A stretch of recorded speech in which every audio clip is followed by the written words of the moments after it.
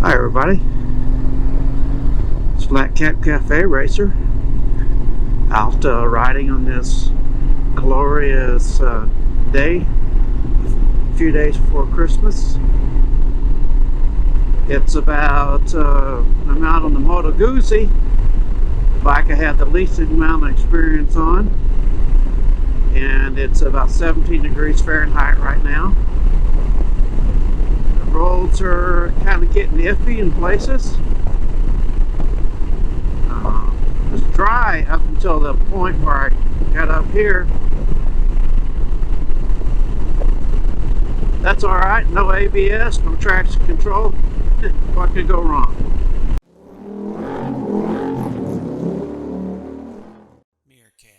Well, today will be a good day to kind of reflect back on the year of what went on in 2022, since I'm coming to the end of last year.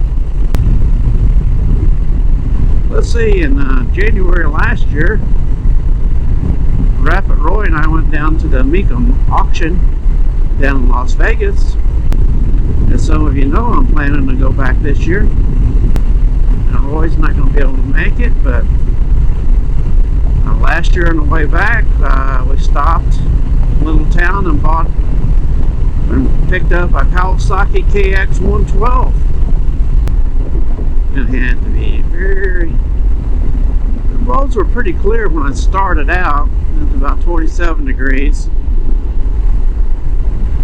And I don't think it's going to get, hopefully it won't get any lower than 16 degrees Fahrenheit. Apologize for the sniffling, but it's cold. As soon as I remember what I did in February, I'll tell you. But actually, I got the parts out of back from Mike's Black Magic painting in February. They were actually there for almost 3 months doing the candy apple process. And Mike explained how that process works and all the different coats of paint that you have to go on it with the true candy apple. Actually turned out a lot better than I expected with that gold leaf. Love it. In March, I went to the Idaho Vintage Motorcycle Show. I didn't have anything in the show, but we took Rapid Roy's RD350, which is pretty nice. April, I went out to the drag strip on Truxton R, and first time I've ever had it where it would break the tire loose, shifting in the second gear. It did that 3 times. I guess the one thing I did forget for in the month of April is I did put I got some Road 6s to put on my Tiger, my 2021 Tiger. Then in May, I think we finally got Mr. Bill's Rocket 3 running from all the modifications we did with that.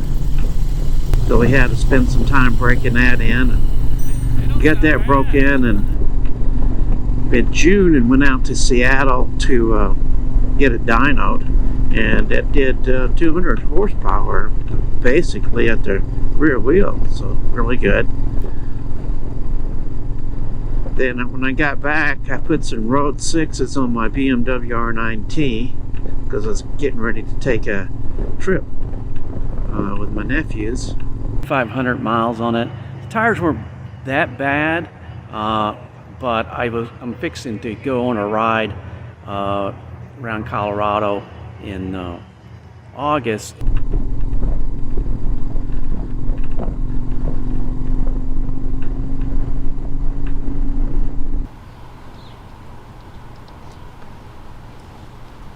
That doesn't look too bad, does it?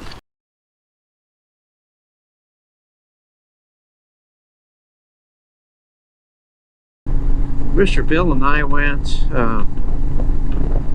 it was July, wasn't it, Mr. Bill?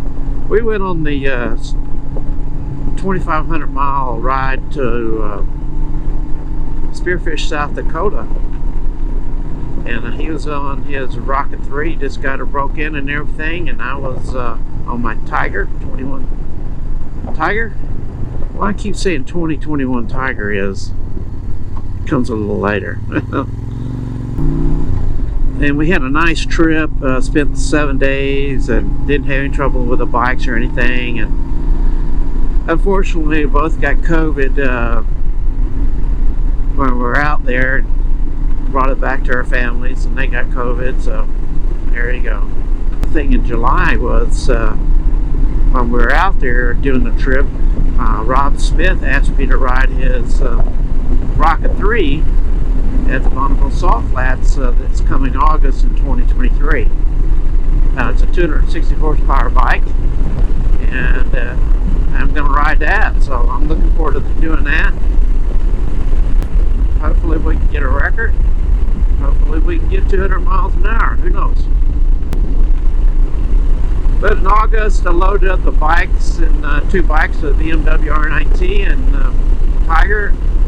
Went out to Denver, Colorado to meet up with my other nephew, and he rented a bike, and we rode around, spent a week riding around Colorado in the cold rain, a lot of it, but we had a really good rides and really beautiful country. And the reason I keep mentioning the 2021 Tiger is the night as we were heading back, the bikes were loaded up in the trailer, and we fixed to head home the next day, and the trailer was and the 2 bikes are stolen somewhere between 4 and 7 o'clock in the morning. Of course, police aren't that interested in finding stuff like that, and so we went on home without the bikes and never to see or hear from them again. So I spent most of September wrestling around with the insurance companies, trying to get some money so I could buy and replace the bikes. So I finally did get that, and also the trailer. So got the trailer replaced. And broke even with that one. I got the Tiger replaced. I got a new 2023 Tiger, but I didn't get really enough money to buy another new bike, so I ended up buying this Moto Guzzi Sport.